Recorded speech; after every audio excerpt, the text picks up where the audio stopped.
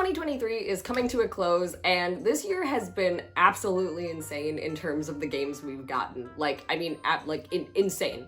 We have gotten so much. What the heck? Personal gaming dreams have been fulfilled this year, as well as I've played a whole bunch of games that I never expected to really fall in love with how I did. And as is the YouTuber trend at this point of the year, it is time to go through my top 10 games of 2023. Hi everybody, my name's Alex, aka Quality, and welcome back to the channel. I probably sound a little stuffily, / my voice is kind of still half gone. I have been sick ever since I got back from Australia.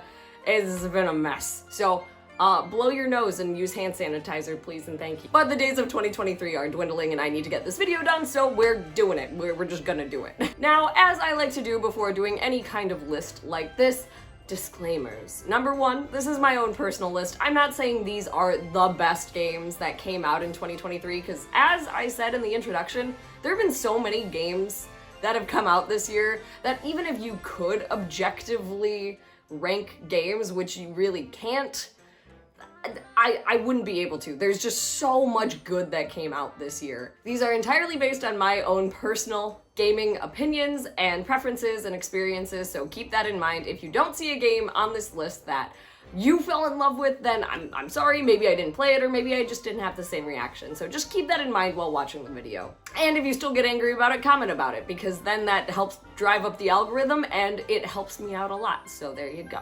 No matter what you do, you are helping this channel. As with last year's lists, I'm also keeping this list restricted to games that came out in 2023. I played a lot of games this year that did not come out this past year, but you know, so I want to talk about the 2023 games because there's a lot. Now, I want to start with some honorable mentions. I have 3 different categories, the first being a game that I just didn't play enough of this year to put it on this list, but a game that I really, really liked.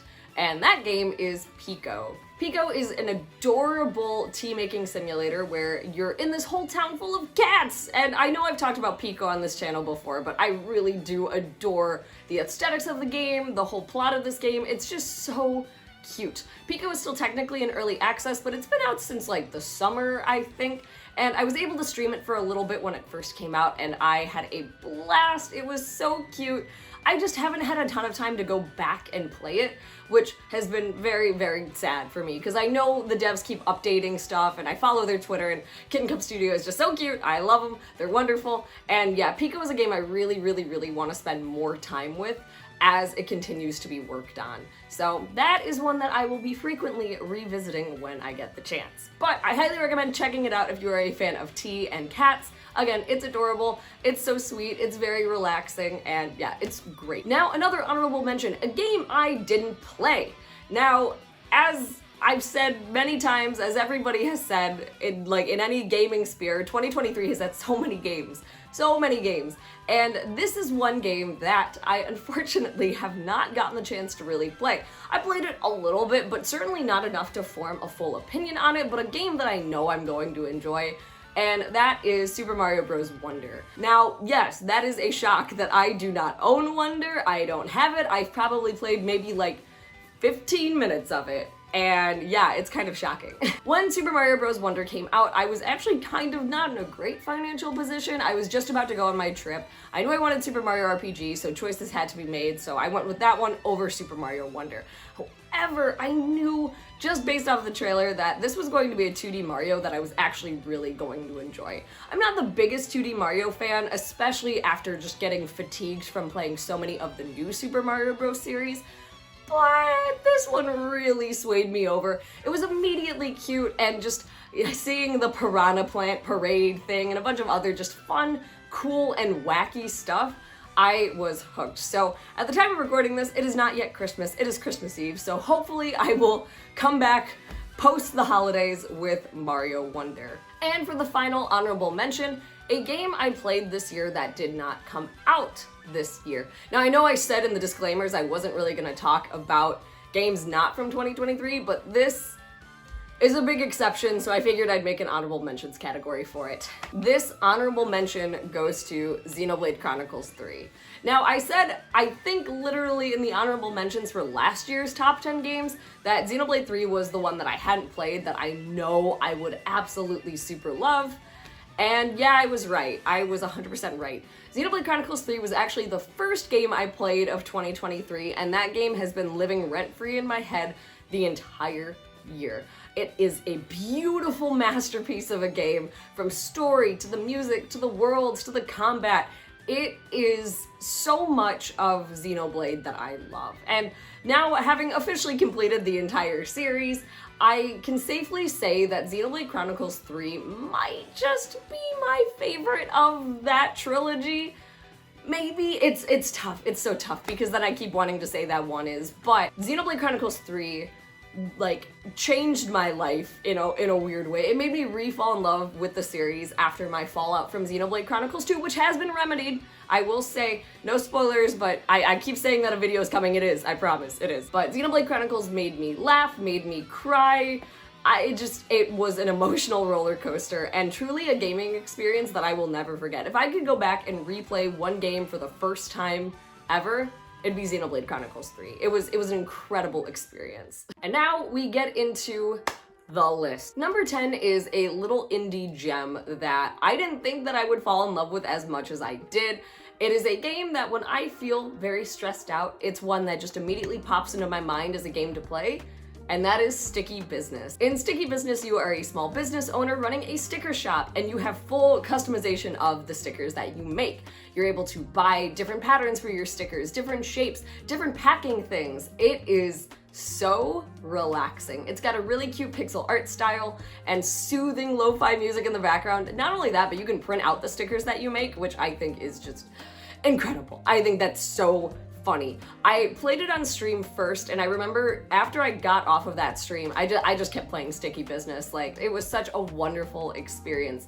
And it's just one that, yeah, every time I feel stressed out, it's a game that I want to go back to playing and just chill out, make some cute stickers, make some weird stickers, and send them out to all of my little fake clients. I adore that game. It's got a lot of cool stuff too. It just came out with DLC based on bullet journaling. There's also cool Twitch integration, so you can get sticker orders from your Twitch community, and it's a wonderfully thought out, relaxing experience, and I really do think that it deserves a place on this list. At number 9, our dear friend Kirby has struck gold again with another wonderful game this year, Kirby's Return to Dreamland Deluxe. Kirby's Return to Dreamland Deluxe adds so much to an already good game, and this was a very pleasant and also aggravating experience. But Kirby's Dreamland Deluxe was a wonderfully fun experience to play with my Twitch community. People were giving me tips and tricks about some things that I could do. Everybody was coming together with their love of Kirby. It was just a wonderful time playing this game. And again, it's a fantastic game. I think this one specifically has really tight controls for Kirby, as well as a lot of the copy abilities are really interesting. They added a few new ones based on other games, such as the mech suit. Magoland is a huge addition as well. You get so many mini games to play, and it's just so cool. And you have the whole side story about Magolor, which is just, it's such a cool addition. Like, I think a lot of people have varying opinions about remakes and deluxe editions and that type of thing when it comes to games, but I feel like Kirby's Dream Land Deluxe did a really, really good job at making it like a new experience for those who had even played it on the Wii. And I think that's really, really important. This game in itself has so much to offer, and it's just a fun time. The story's good, the bosses are fun, the environments are really pretty. Overall, Kirby's Return to Dreamland Deluxe was a delightful experience, and one that I'm glad I got to play this year finally after not having played it on the Wii. Now, this game I did play the original version of growing up, and it has to be one of my most memorable gaming experiences of all time from one of my favorite series of all time. It's a series I've talked about on the channel, and one that apparently you all really, really like me talking about, so I feel like I need to talk about more. Story of Seasons: A Wonderful Life.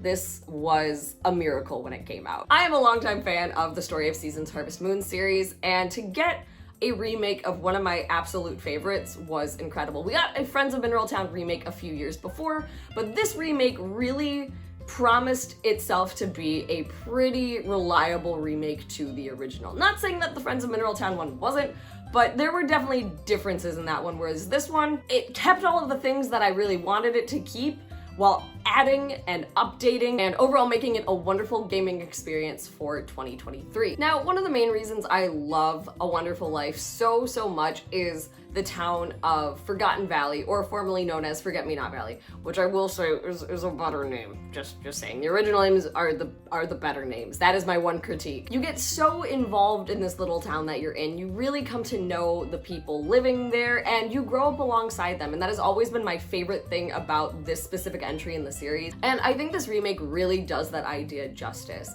Not only that, but it adds so much. The ability to marry whoever you want, regardless of gender, the customization for your character. It's just so good, and it takes everything I loved about the original and just modernizes it. And there were a lot of complaints, I think, from a lot of cozy gamers online saying that this game was particularly boring because the farming wasn't streamlined and it wasn't like you couldn't automatically farm, basically, which, not to sound like an old person, but no, everybody is totally entitled to their own farming sim ideas and thoughts, whatever. For me personally, this is what I like. This kind of farming sim is the farming sim that I like. Yes, I am nostalgic. That is not an unknown fact. If you came to this channel, you probably knew instantaneously that I am a very nostalgic person. But when it comes to farming sims, that is the type of farming sim that I like. I like the one where you have to do the manual labor. I like that it takes up your time. That is like what I enjoy. And that's why this, like, I really didn't play a lot of other farming sims because I do feel like the genre itself is really starting to become saturated with a lot of farming sims that I just can't differentiate between now, which is sad because it's such a fun genre that I'm so glad kind of got a new breath of life into it post Stardew Valley. But like, this is what I have been wanting for a really long time, and I'm so glad I was able to get it. So that's my opinion on it. But again, there's a lot to love here. The characters, the environment, the music, just, it's a wonderful, very homey time, which is why it's number 8 on the list. Number 7 is a game I actually played and finished recently, and the fact that it's on this list shows how big of an impact it left. Ghost Trick. Now, the original Ghost Trick Phantom Detective came out for the Nintendo DS, and I totally missed it. I have a lot of DS games, but I missed out on that one for some reason, and for years, people have been telling me that I would adore this game, especially being a Professor Layton fan and a Phoenix Wright fan. People were like, you gotta play this game. And of course, dear friends such as Miss Mandia absolutely convinced me to get this game when it came out for the Nintendo Switch this year. And I did, and I actually kept it a secret for a really long time because I was like, I'm scared of disappointing people if I don't like this game. And if you watched my Australia vlog, you know I fell in love with this game. It was the exact game that I had been needing in my life at the moment. I'd been in a really big gaming slump for a while, and I think sometimes we just need those nostalgic yet new experiences to kind of bring us out of it, and Ghost Trick did that for me. It harnessed that DS energy while still playing on my modern console. The story of Ghost Trick is so fun, and the characters are memorable, funny, the writing is wonderful, it's truly a good mystery, and the puzzles are fantastic. So again, if you're a fan of Professor Layton and the Ace Attorney series, Ghost Trick is a must. It's so fun. And again, the puzzles are just witty, they're creative, there's so much you can do, and the story genuinely took me by a surprise. Now, I haven't really been doing synopsises of any of these games because I've talked about a lot of them on the channel, but I will give a brief one for Ghost Trick because it's a bit more of an unknown title. Ghost Trick, you are dead. You are playing as a ghost who doesn't have any memories anymore, and so you are in a quest to discover who you are before your time on Earth is up. However, you get entangled within this mystery that seems to be connected to your own personal mystery. So you end up working with a bunch of people to reverse their own or others' deaths to discover more about what's going on in this crazy night, as well as discover more about your own murder. What a fantastic premise. It's so interesting, and the very first moments of the game, they sucked me in. So Ghost Trick, highly recommend. Yes, it's a remake. So far I've had a lot of remakes on this list. Doesn't matter. This is a phenomenal game. Now, number 6 is a game that I truly had no idea was coming out. And the first little bits of it that I had seen, I was like, I don't think I'm really gonna be interested in this game. I could not have been more wrong. Number 6 is Stray Gods, the role-playing musical. I think I mentioned this in my summer games haul video. I beat this game in one day. I bought it after watching some playthroughs of the opening parts, and then I sat at my computer all day long, and I finished the whole thing. And I have no regrets because it was a beautifully crafted experience. Stray Gods is a musical, role-playing, visual novel experience is the best way I can describe it. You have your normal visual novel moments, of course, by choosing dialogue options, talking to others, romance, and all of that. However, some of the most important decisions within the entire game are determined based on your responses in song. Austin Wintory is the genius composer behind this soundtrack, and the fact that there are so many different musical paths that you can go down are incredible. It's absolutely incredible. You could have a completely different musical experience than somebody else playing the game based on your choices within the songs. There are, of course, your 3 main routes that you could go through if you were doing true playthroughs of the game, but there are so many different musical combinations that you can get within the game. It makes multiple replays an absolute must just to see what other song combinations you can get. And not only is it just a fun gameplay experience, the story is very good. It takes your favorite faces from Greek mythology and fictionalizes their life as if they were people living in today's world, trying to hide their existence from humanity even still. Your main character, Grace, is taken into this plot by unexpected circumstances and basically becomes one of these gods. Stray Gods was an incredible experience, and if any of what I've talked about sounds interesting to you, I highly recommend giving it a go, or even just listening to the soundtrack on Spotify. It's so good. It's so good. It made my Spotify Wrapped, and like I listen to a pretty good amount of music, maybe not just specifically on Spotify, but like I listen to a lot of music. It made the Spotify Wrapped because of how much I listen to that soundtrack. So highly recommend in all different ways. Number 5, we have DLC that is so good that I could not put it on this list, and it is the only Xenoblade entry that I could do since Xenoblade Chronicles 3 came out last year. Xenoblade Chronicles 3: The Future Redeemed. Oh, that's what I have to say about this one, because what an incredible follow-up to Xenoblade Chronicles 3 and just the entire series. So for those who might not know of the varying DLCs or extra stories that have been attached to every Xenoblade entry on the Switch, this one was incredible, and I think each of these little entries have really just put a nice bow around the series, but this one, it put a wonderful end to this trilogy. Now, I'm tiptoeing because I really don't want to spoil anything, especially if you haven't played 3, just the base game, but like, that crying I said during Xenoblade Chronicles 3 came back in this one. Again, I'm really trying to be careful, but so you're playing as different characters in this game, and it's actually a prequel of sorts to Xenoblade Chronicles 3. So it's before the time of Noah and Mio. And not only do you have some new characters to play as, but you also have some familiar faces such as Shulk and Rex, which the internet went crazy the day that trailer dropped. I certainly went absolutely crazy. And I really, again, without talking too many spoilers, I love how it reintroduced these characters. It didn't just feel like a fan servicey moment, like, oh, let's bring back the main protagonists of the other 2 games just for fun. Their like reasoning to be there made so much sense in what was going on in the world, and it just, again, it added so much to the story of Xenoblade Chronicles 3, but also to the entire overarching story of the Xenoblade trilogy.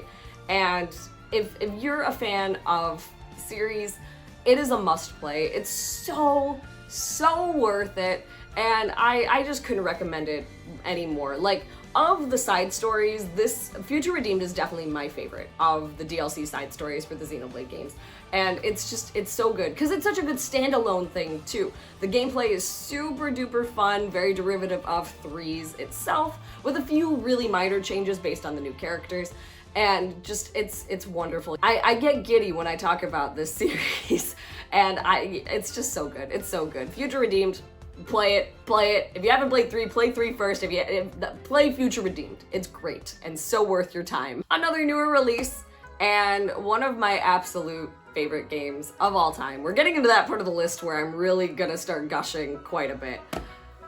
Super Mario RPG, and If you've followed the channel for a while, you know how big of a deal this game was to me when it came out and when it got announced. And it met every expectation that I could have had for a remake of one of my favorite games of all time. And I take Super Mario RPG pretty seriously. I promote it to anybody that I possibly can because I think it's a gem of a game. And now I can do that, but even easier because it's on a more accessible console. Super Mario RPG is such a faithful remake of the original while adding a lot of quality of life improvements to the game itself. It takes the name remake and really does remake the game from the bottom up in terms of visuals and music and all of that stuff, but it still maintains that same magic of the original. You have the ability throughout the game to toggle between the newer music and the old music, which is always a wonderful selection to have in games, but even the recreated world still captures that same magic that the original did.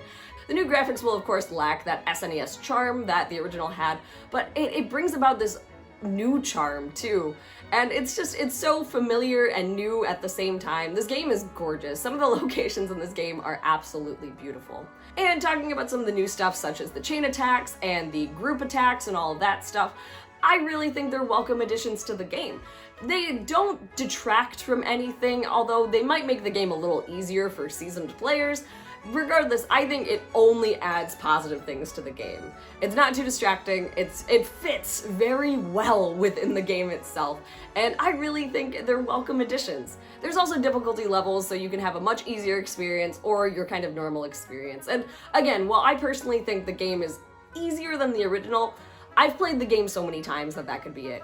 But it really warms my heart to think that this could be some kid's first ever RPG for Christmas this year, and like, oh, that just makes me so happy. Like, I can't describe how happy that thought makes me. Because it's gotta happen somewhere in the world where this is gonna be some kid's first RPG or one of their first, and man, that is a wonderful thought.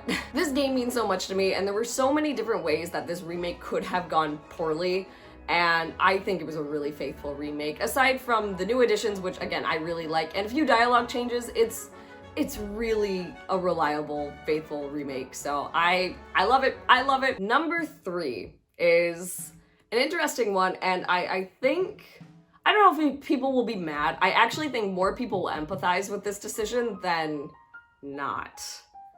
Number 3 of my list is The Legend of Zelda Tears of the Kingdom. Now again, if you've been on the channel long enough, you know how hype I was for this game. I created a lot of Zelda content when this game was coming out, and I still think that going to the Tears of the Kingdom launch is one of my favorite like gaming friendship moments of my life. Going and waiting outside of GameStop so we could be first in line in order to get the collector's editions it was a really special moment, like a really special moment. I will never forget it. I won't forget the night coming home and playing the game for the first time and just being amazed and getting chills from the music and the environments. And it was a beautiful experience. Tears of the Kingdom is a fun as heck game. The new mechanics really feel built upon from Breath of the Wild, and it's just wonderful. All of the new abilities and like the customization that you can do is just so fun. One of my favorite things about games is how people can have wildly different experiences when they go and play that, and I think Tears of the Kingdom is one of those games that makes it so easy for you to have your own individualized experience. And I love it. I absolutely love it. I took my time with Tears of the Kingdom. I did a lot of side quests. I wanted to see as much of the world as I possibly could, but then it got to a point where I did start to feel a little tired. It's hard to say this after like putting this game at number 3, but I do think it's important because I think a lot of people are having that same experience, thinking like, Tears of the Kingdom should be my number 1 game of the year, but it's not. And I think, it's important to acknowledge that it does have some flaws in there as well. Beautiful world, beautiful environments, lots of really cool shrines. I love a lot of the new shrines. I think how they utilize the mechanics are so interesting, and like, it takes everything I loved about Breath of the Wild and makes it better, in my opinion. It really does. And it, of course, brought back dungeons and dungeon bosses, many of which I really enjoyed. Some of which I didn't really enjoy, but that's also beside the point. but there was just something missing from propelling it to that #1 spot how Breath of the Wild really was when it first came out. And I don't think there's anything wrong with that, though. I think a lot of people are talking about it like, oh my gosh, Tears of the Kingdom isn't my #1, then it must be a bad game. No, I don't think it's a bad game at all. I think it's a phenomenal experience, and one that I will never, ever forget. That's why it ranks so high. But I do think it's important to acknowledge that maybe it just didn't hit the same way that Breath of the Wild did, or hit how we kind of wanted it to. That's okay. It can still be a good game. It's not an either or situation, I promise you. But yeah, going back to the positives, because this is a very positive list, Tears of the Kingdom is incredible. I still think of moments like waking up in Link's house after putting a new addition into it, and just roaming the world, seeing how Hyrule has changed, which was really like a special moment for me. Like, I guess it's weird to say I'm nostalgic for Breath of the Wild when it first came out, because it's still such a new game, but like, just nostalgic for Zelda as a series in general. There are so many Easter eggs, so many things to see, not that just reference Breath of the Wild, but reference the series as a whole, and you can just tell the amount of care and thought that went into Tears of the Kingdom, and I love it. Is it without flaw? Obviously not. Gosh, no, none of these games are really without flaw. But I really, really enjoyed my time with Tears of the Kingdom. And I'm excited for what the series has next. We already know that the next Zelda game isn't going to be a continuation, which was actually my theory. I thought this was going to be a trilogy, and I'm kind of glad that it's not going to be, but that was my thought. So very interested to see how they will continue to build upon this idea of a more open world Zelda while still keeping it fresh and interesting. So who knows? For #2 on my list, it only makes sense that it is one of the best sequels that I think this year has provided us with.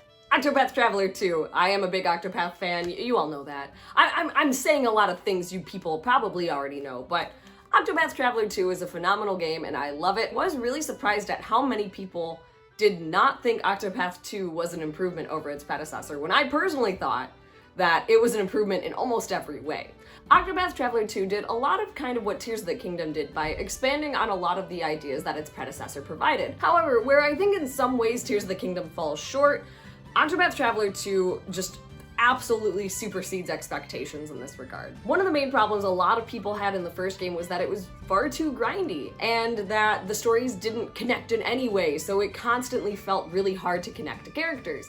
I felt that Octopath 2 remedied both of these issues. While I never personally struggled with the grinding in Octopath 1, I feel like Octopath 2, the battles are a lot faster, which is a really wonderful thing, and I also think that it's just, if you're keeping up and battling when you can, you don't really have any need to grind. And with a lot of the added kind of battle features, battles in general just seem a lot more streamlined, a lot more fun, there's more you can do, and they just, I feel like I didn't battle nearly as much in Octopath 2 as I did in the first one. And the stories are a lot more connected. Are they as connected as I would like? No. But I still think that they found success in this as well by having combined stories between certain pairings of characters and then combining it all at the end. Overall, it still felt like a much more comprehensive experience than the first one, especially since the final boss wasn't locked behind like a weird side quest chain that like most people totally skipped. I think that's a big improvement in general. And again, this game is beautiful. The HD 2D art style is wonderful again. The environments are gorgeous, especially because you have day and night cycles as well. This soundtrack is just the best game soundtrack of the year in my opinion. I think it's wonderful. Even if you're not a fan of the Octopath games, I highly recommend looking up the soundtrack to Octopath Traveler 2 and also one in the Mobile Game Champions of the Continent. Like, oh, they're so good. They are so good. But 2 is like, oh, it's incredible. It's absolutely incredible. So even though Octopath Traveler 2 is #2 on this list, its soundtrack is absolutely OST of the year for me, 100%. But yeah, I loved the stories in this game. I thought the characters were so much more fleshed out and had much better motivations in my opinion than in the first game. And that's not to rag on the first one. As a lot of you know, I love that game, but I just felt like this was a more comprehensive experience, I think, in my opinion. I highly recommend trying the demo and forming your own opinion, because it really is a wonderful experience, and yeah, I'm gonna go to bat for this series. I love it so much, so that's why it's #2 on this list. Now, if you know me, personally or on the internet, we've gotten to this point of the list and you're probably wondering where a very specific game is. And for #1, I present to you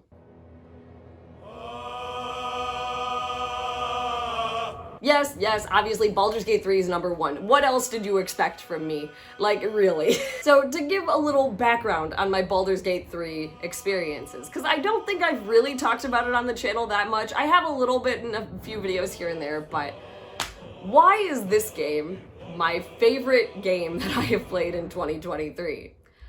There are too many reasons to list, but I will try my best. So background on how I even picked up this game. I knew Baldur's Gate 3 was coming out, and being a D&D person, I had mild interest, but I wasn't really super interested in it. And then came TikTok, where I saw everybody's favorite sassy vampire, Astari. And I was like, I guess I understand the hype, but I don't know.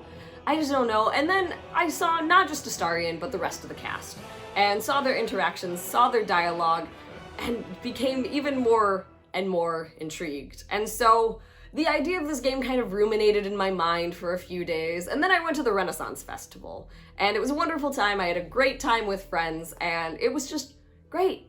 And then the next day, I came home, and I thought, I didn't buy as much as I thought I would at the Renaissance Festival, and I'm still in that mood. Let's buy Baldur's Gate 3. And I didn't stop playing. I am not done with this game because I am trying to see as much as I can on my first normal TAV playthrough, and then I'm gonna play it again and play as Dirge, and that's, this game has me in a chokehold. Which is funny because I actually have not even played it the past few days because I've been so busy getting ready for Christmas, but when I have a spare moment, I'm going to get back to it. And again, the fact that I'm putting this game this far on the list without having even finished it is pretty incredible, and the fact that it was just, this game breaks my brain. Baldur's Gate 3 is an incredible story with incredible characters, incredible environments, and just so much to do. It's insane. I've definitely had a D&D shaped hole in my heart for a few years since I haven't been able to play any campaigns, and this filled it in a very special way. Not only did it, kind of fulfill that part that was missing, it also made me want to play D&D more. But yeah, it just kind of reignited my whole, love of tabletop RPGs, and it was really incredible. But I got to play this game without other people, which was also really, really nice. The premise took me in immediately, knowing what I know about D&D, but it's also one that I can see just being intriguing to anybody. You're infected by this parasite, and so are all of your possible companions, and I love how that is what brings all of these unlikely candidates together, rather than meeting at a tavern, of course. From there, you embark on this crazy quest to figure out how to get rid of your infection, and it just expands in such a natural and wonderful way. It just keeps you interested the whole time. And that's not to even mention the side quests. They are so important to do. And if you're playing Baldur's Gate 3 and you might be skipping some of the side quests, I highly recommend do the ones you find.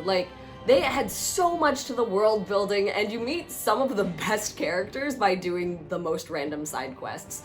Are some of them a little fetch questy? Sure, of course, but at the same time, you end up solving a lot more of them on your way progressing through the natural story than you realize, so you might as well just talk to everybody you can, figure out more about the world. It's so interesting. As I mentioned, the characters are all gems. They're all so fun and just wonderful in their own ways, and this is the type of party bickering that I want. Actually, a lot of RPGs I feel really forego those kinds of connections, of party banter, and it's something that I think in D&D it happens so well because you're playing with other people and you're bickering with your friends in character. That's what Baldur's Gate 3's cast feels like, is that these people, you actually know these people, you're bickering with them, they're actively commenting on what's going on. It's really, really nice. They have little side conversations while you're walking, and this cast has some of the most sass of any video game cast I've ever seen, and I adore it. Of course, the soundtrack is gorgeous, and I love it too. This would be OS2 number 2, in case anybody's wondering. Just Octopath and Baldur's Gate flip, because they're so close. They're so cool in their own ways. But this soundtrack is impeccable. It's wonderful. I love it. And yeah, there's just a lot to love about Baldur's Gate 3. And if you're not a D&D person, I guarantee you're gonna find something to love about this game too. There are so many stories I've seen of people picking up Baldur's Gate 3 just because it's been the trendy game to pick up because of things like TikTok and Twitter talking about it. But I have seen so many people be like, well, now I'm playing Baldur's Gate, I want to play D&D. Like, it's such a cool thing to happen. Like, it's a good way to introduce D&D to other people, I think, while also, like, if you're not a D&D person at all, there's still a lot to like about it. And this might seem a little mean, but I personally get a lot of satisfaction from seeing people get so mad at the fact that the game of the year was a turn-based RPG. One, because, I mean, Game of the Year doesn't really matter. My Game Award thoughts are on the internet, you can see them, but I just think it's really funny because it shows, like, this is a type of game that people still really enjoy, and the fact that Larian did such a good job bringing this to people who would not otherwise consume a game out of this genre, I think it really speaks for how good of a game this is. So yes, I'm basic. Baldur's Gate 3 is my #1 game of the year, but it absolutely deserves that spot. And there we have it, my top 10 games of 2023. I think my list has a pretty good mix of indie games, remakes, brand new games. Oh, hi, Luna. And again, it reaffirms what I've said 2,000 times. 2023 had a lot of games, and a lot of them are really, really good. So tell me your favorite games of the year. I'd love to know. And also, you know, let's get spicy. Tell me what games you didn't like this year. I'm sure maybe some of you who have been around on the channel might have keenly noticed a game that I've talked about on the channel before, but left out. So I'm interested to see who disagrees with that. I already know a few people do, but I'm interested to see if anybody caught that. But again, this year was so diverse in terms of what games we had, and I think that's really cool. There was really something for everybody this year, and it makes me really excited to see what games we will have in 2024. Will we have a lot of remakes again? RPGs, farming sims. What is next? What is the next big thing? I'm so excited. But anyways, everybody, that's gonna do it for this one. Thank you so much for watching, and I'll see you next year. Did I make that joke in last year's top 10 video? I don't know if I did, but I will. I will see you in 2024 with my most anticipated games of 2024. Goodbye. Boop.